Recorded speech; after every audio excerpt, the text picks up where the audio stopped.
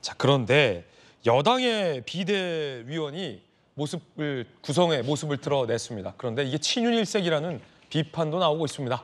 한 전 위원장의 등판에 또 하나의 명분이 됐다라는 분석도 나오고 있는 것 같은데 함께 보시죠.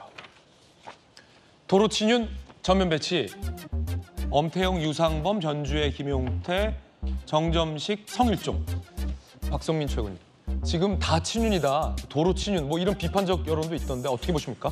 사실 그렇다고 봐야죠. 성일종 의원 같은 경우에도 이번에 또 요직을 맡으셨는데 지난번에도 좀 여러 가지 중책을 당해서 맡은 경험이 있지 않습니까? 그리고 사실 제가 봤을 때 김용태 최고 정도를 제외하고는 거의 친윤 일색이라고 봐도 무방하다. 거의 지난번 그 지도부나 아니면 당직을 맡아서 여러 가지 활동을 하셨던 분도 포함되어 계시고, 그리고 지역구 안배를 했다고는 하나 앞서도 말씀드렸듯이 김용태 최고를 제외하고는 사실 뭔가 특색 있게 본인의 이야기를 해왔던 정치인들이 잘 보이지는 않는다. 그러니까 유일한 비윤 이 제가 봤을 땐 김용태 최고인 것 같고요. 다른 분들은 사실상 거의 친윤 인사라고 봐도 무방하다, 이런 생각이 듭니다. 결국 과거에 이 정치인들이 어떤 이야기를 해왔냐라고 보면 결국에 좀 주류의 의견에 편승했을 뿐이지 뭔가 구체적으로 윤 정부의 실책이라던가 당의 잘못된 수직적인 당정 관계를 지적하는 그런 목소리, 이런 이야기를 해왔던 인사들은 소위 말해 잘 보이지 않는 거거든요. 네. 근데 이번 지도부는 그러니까 단순한 그냥 여당의 지도부가 아니라 총선 참패 이후에 꾸려지는 비대위입니다.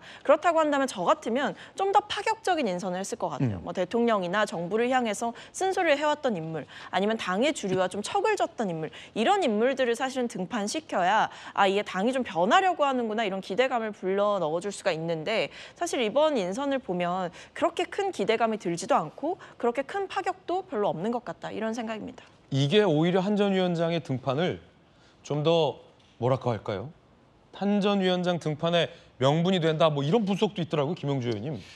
아무래도 이제 앞으로 그게 이제 그 한 전 위원장의 노선에 중요한 분기점이나 계기가 될 수도 있겠다는 생각이 듭니다. 그러니까 실제적으로 보면 윤 대통령과의 불가근 불가원일 수밖에 없는 거고. 네.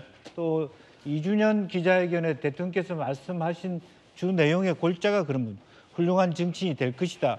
매우 드라이하게 말씀 주셨다란 말이죠. 이제 그런 부분에 있어서 앞으로의 당 대표가 그런 분이 돼야 된다라는 당위적으로도 있어요. 대통령하고도 멀지도 않으면서 대통령하고 가깝지도 않고 하는 그런 줄타기를 할 수밖에 없는 상황이고, 그다음에 실제적으로 아까 그 처음에 우리가 봤던 여론조사에 국민들이 보는 관점이 그런 겁니다. 네. 한쪽으로는 압도적인 우위를 내세우고 있는 한동훈 비대위원장을 말하자면 높이 사면서도 유승민 의원의 어떤 일반인들의 유승민 의원의 지지율이 한동훈 위원장보다 높다는 것은 이 당은 대통령하고의 거리두기가 일정 정도 있어야만 생존 가능하다라는 시그널을 주신 거예요. 그럼 그것을 한동훈 비대위원장이 일정 정도 만약 된다면 유승민 말하자면 의원하고 손을 잡을 수도 있는 그런 측면도 존재할 거든. 그래야만 당이 살아남을 수 있고, 역설적이게 척을 대통령하고 거리를 둠으로써 오히려 대통령을 구할 수 있는 당이 될 수도 있다.